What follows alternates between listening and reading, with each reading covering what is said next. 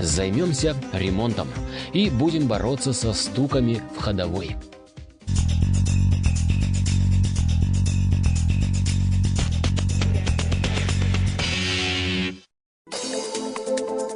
Пожалуй, самая популярная тема в нашей программе – эти самые стуки в ходовой. И сегодня будем с ними бороться на примере Toyota Corolla.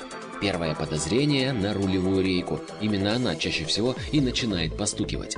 Однако, по заверениям владельца, рейка в порядке, да и ездит он аккуратно. А стуки вылезают на небольшой скорости, разумеется, на неровной дороге. Такие глухие и неприятные, хотя может ли стук вообще быть приятным? И подозрения падают на передний стабилизатор поперечной устойчивости. Первичный диагноз – износ резиновых втулок. Меняем. Сделать это несложно, хотя и неудобно.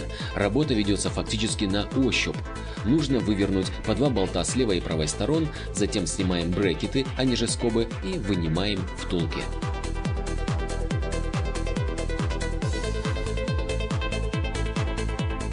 Итак, посмотрим на износ. Он хорошо виден, резина сточена на конус.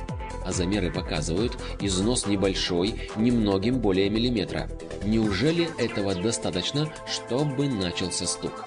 А после того, как поставим новые втулки, узнаем. Посмотрим, что скажет автоторговля. А на Короллу эти втулочки на заказ. Это косвенно говорит о том, что деталь не востребована, а значит надежно, во всяком случае родная, прошла 100 тысяч, а стоимость, в зависимости от производителя, в районе 150-300 рублей. Ну что же, ставим новенькие втулки и посмотрим на изменения поведения машины.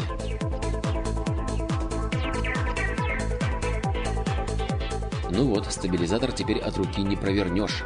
Но что скажут главные судьи, владелец и плохая дорога? А ушли стуки, с чем и поздравляем. А урок извлекаем такой.